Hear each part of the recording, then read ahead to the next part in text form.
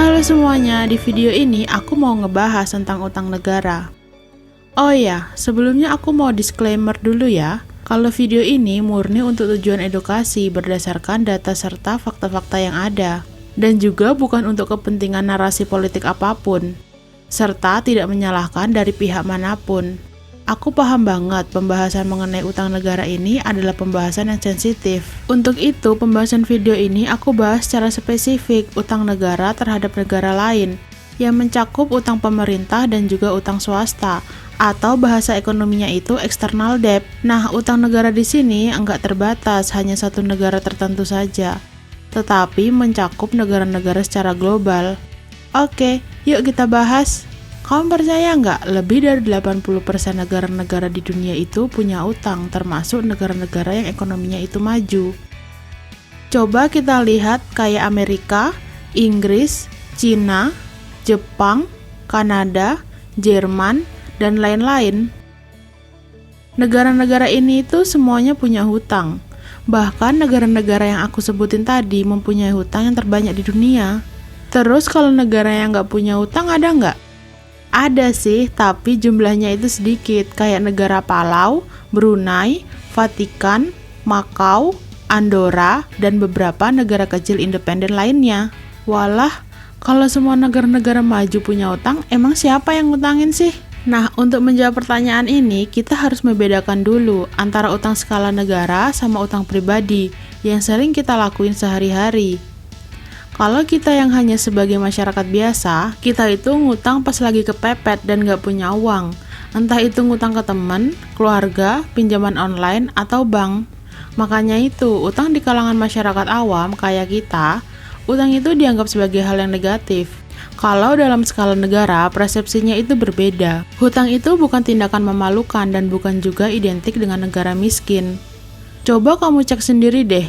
Negara-negara yang ekonominya itu udah maju dan sejahtera, mereka itu malah punya jumlah hutang banyak banget dibandingkan dengan negara-negara lain. Korea Info nih, utang dalam skala negara itu nggak identik dengan negara-negara miskin atau negara yang nggak produktif. Tujuan negara itu ngutang adalah untuk mempercepat kemajuan dan kesejahteraan sebuah negara. Tentu saja penggunaan utangnya itu harus sehat dan wajar, dan juga alokasi dananya yang dipakai harus bisa dipertanggungjawabkan. Misalnya utangnya itu dipakai untuk pengembangan dan pembangunan di sektor-sektor produktif dengan tujuan mendatangkan pendapatan baru untuk negara, serta bermanfaat juga untuk masyarakat. Dengan penggunaan utang negara untuk sektor-sektor produktif, negara itu jadi punya kemampuan untuk mengembalikan utang tersebut sekaligus untuk mempercepat kemajuan negaranya.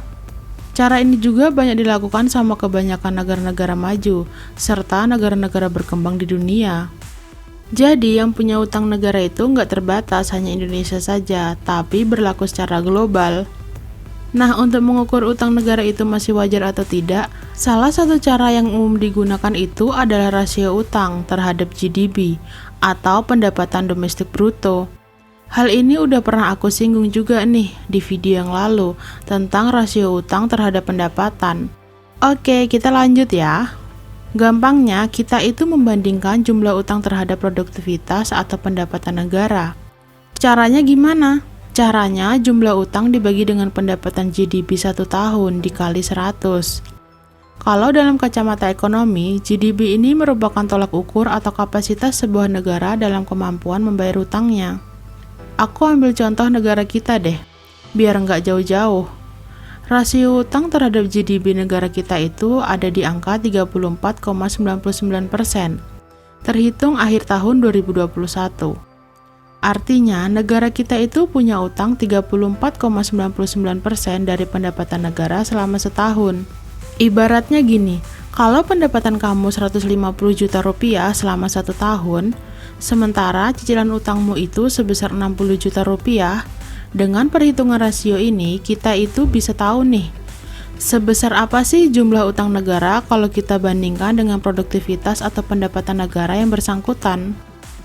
Coba kita lihat deh, negara-negara yang rasio utangnya tinggi seperti Belanda 459%, Singapura 471%, Inggris 345%, Amerika 102%, dan lain-lain.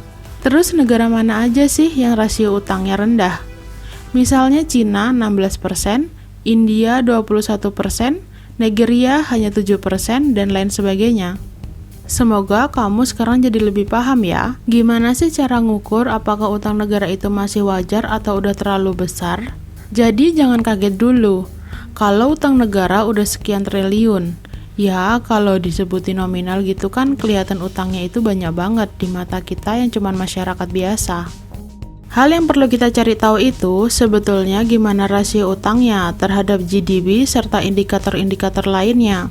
Kayak primary balance atau keseimbangan antar selisih dari total pendapatan negara, dikurangi belanja negara di luar utang negara. Di lain kesempatan kita bahas ya. Oh iya, hampir kelupaan. Rasio hutang terhadap GDP itu udah diatur di Undang-Undang Keuangan Negara Nomor 17 Tahun 2003. Di sana itu disebutin kalau rasio hutang maksimal yang diperbolehkan itu di angka 60% dari GDP negara. Kalau hampir semua negara di dunia punya hutang, lah yang ngutangin siapa? Negara itu bisa ngutang ke rakyatnya sendiri yang disebut sebagai utang dalam negeri, dan juga bisa ngutang ke negara lain yang disebut utang luar negeri. Kalau utang dalam negeri itu, negara itu bisa menjual surat berharga negara, bisa juga menjual obligasi kepada masyarakat, perusahaan, bank umum di pasar keuangan, atau bisa juga menjual surat berharga negara ke Bank Indonesia atau Bank Sentral Negara yang bersangkutan. Hal ini biasanya dikenal dengan kebijakan kuantitatif easing. Kalau utang luar negeri gimana? Utang luar negeri atau external debt bisa bersumber dari berbagai pihak. Misalnya gini, negara itu menjual surat berharga negara atau obligasi dan dibeli sama perusahaan asing, bank sentral, sampai dibeli sama bank umum di negara lain. Selain itu juga, negara itu bisa dapat pinjaman dari institusi keuangan internasional, kayak IMF, World Bank, Islamic Development Bank, European Investment Development Bank, dan lain-lain. Lembaga keuangan internasional ini adalah lembaga internasional yang dibentuk lebih dari satu negara dan tunduk di bawah hukum internasional. Sejarah terbentuknya lembaga keuangan internasional ini berasal dari Bretton Woods Agreement tahun 1944. Tujuan pendirian institusi ini itu untuk pemulihan ekonomi dunia setelah Perang Dunia Kedua berakhir saat itu. Nah, institusi ini memiliki perannya masing-masing. Misalnya IMF. IMF itu berperan pada stabilitas mata uang dunia dan juga pertukarannya. Di sisi lain, peran dari World Bank itu menyediakan pinjaman kepada negara berkembang untuk program pemberian modal dan juga pengurangan kemiskinan di dunia. Institusi keuangan ini bisa juga dikatakan bank bilateral atau multilateral. Tujuan dari pembentukan bank bilateral itu untuk memberikan pendanaan kepada negara-negara berkembang. Sementara bank multilateral itu dibentuk oleh sekelompok negara untuk memberikan pinjaman kepada negara-negara anggotanya serta negara berkembang. Nah, uang yang dipakai untuk ngutangin itu berasal dari negara-negara anggotanya. Biasanya negara yang ekonominya udah maju dan besar yang punya kontribusi besar untuk minjemin ke negara lainnya. Asal kamu tahu nih, Indonesia itu juga punya kontribusi ngutangin ke negara anggota melalui institusi Islamic Development Bank, di mana anggotanya itu terdiri dari 57 negara. Dan Indonesia adalah salah satunya yang memberikan kontribusi besar, yaitu 2,25% atau 1,1 miliar dolar. Gampangnya nih, Indonesia itu juga ngutangin ke negara-negara lain. Selain itu, sumber uang dari institusi ini juga dari pengembalian utang negara, beserta bunganya yang udah disepakati dan juga udah jatuh tempo. Itu tadi adalah pembahasan aku tentang utang negara. Semoga videonya bermanfaat. Sampai jumpa di video-video selanjutnya.